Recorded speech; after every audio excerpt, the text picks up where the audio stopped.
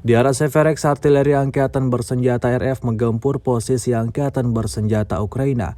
Rekamannya ramai beredar di media sosial Telegram pada Selasa 7 Maret 2023. Dalam rekaman tersebut memperlihatkan detik-detik ledakan dahsyat yang terjadi di posisi target saat setelah serangan berlangsung.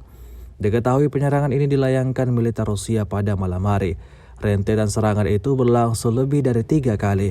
Banyak warganet menduga bahwa angkatan bersenjata RF menggunakan bom cangkang pembakar. Ditandai saat setelah ledakan pertama terlihat seperti kembang api.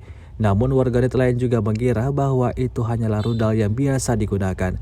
Hingga video ini beredar, beragam komentar dituliskan warganet.